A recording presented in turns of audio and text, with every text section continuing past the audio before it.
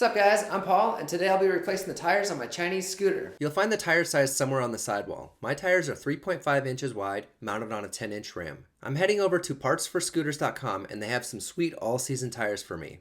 Required tools include 14 and 17 millimeter wrenches for the front wheel and 22 millimeters for the rear. I have a pry bar and some tire levers for the tires. Since these tires are tubeless, an air compressor is required to seat the bead. You can't do this with a pump. Start with the scooter on the center stand, then use some wood blocks to get the front wheel off the ground. I'm using 14 and 17 millimeter wrenches on the front wheel and pulling the axle out. Drop the front wheel straight down. The left side has a spacer and the right has a speedometer puck. Use a razor blade and some vice grips to cut off the valve. Let me start by saying, changing tires is a bitch. It's well worth the $20 or whatever to have a shop do it. I'm going around the tire and trying to break the bead loose from the rim with a pry bar. Once the tire is completely loose, flip the wheel over. The other side is the same. Push down on the bead, turn it a bit, push down again. Keep going until the tire isn't stuck to the wheel. Next, I'm spraying some pledge on the bead. This will make the tire very slippery and hopefully a little bit easier to remove. Start by prying the bead up over the rim. Just go around it with the tire lever until the first bead is off. Be careful not to bend that brake rotor when you're stepping on the wheel. For the other side, I started it with tire levers, then just Hulk rip the tire off of there. Rawr! Okay, pull the old valve out and put in a new one. These are just cheap car valves from the auto parts store. Pull on the valve until it snaps into place. Use the valve core remover tool to get the middle of the valve out. The new tire gets some pledge on the bead too. Check to see if the tire is directional before you install it. These ones can go on either way. Step on the tire, then use the tire levers to get the bead over the rim. The second bead is the same. Work the tire onto the rim with levers. This took me about 15 minutes the first time. It's frustrating and not fun at all. Okay, with the tire on the rim, hit it with the compressor to seat the bead. The tire will snap into place. Keep your fingers away from the tire. Reinstall the valve core, then air up the tire. Set the pressure to 35 psi. Use brake parts cleaner to get the pledge off the rotor. The left side of the wheel has a spacer and the right side has a speedometer puck with an adapter. Check to see which way it fits into the wheel. Installing the puck wrong will make your speedometer not work. My scooter has a couple bushings on the caliper mount. Let's get that axle started. Okay, and the spacer will sit right here. Pry the brake pads apart. This part sucks. You have to juggle the wheel, axle, and spacer while making sure the rotor goes between the brake pads. Now push that axle in. On the other side, install the speedometer puck adapter and speedometer puck, then push the axle through. Chinese scooters are prone to falling apart. Use Loctite on the axle. Give the front wheel a good spin and make sure the speedometer works. Reinstall the axle nut and get it as tight as possible by hand. Let's move on to the back. I'm laying the scooter on its side so the camera can see everything better. Theoretically, if the super shitty gas cap doesn't leak, I will only spill a little bit of gas out of the carburetor. The muffler will have to come off. Use a 10 millimeter socket to get the two nuts off the bottom of the cylinder head. My scooter has two more bolts holding the muffler. They're also 10 millimeters. Okay, now the muffler can come off. The rear axle nut was super tight, so I used an impact wrench. Pull that rear wheel off. Look at that cute baby rear brake. Aww, no wonder it doesn't really work. The back tire is the same type of struggle as the front. With the new tire installed, put the back wheel on and use some Loctite here too. Hold the rear wheel with the pry bar and get the nut as tight as you can by hand. Now the muffler goes back on. Start all the bolts, then once they're threaded in, go back and tighten them. Notice that huge puddle of gas. Whoops. All done. I'll pick up the scooter now.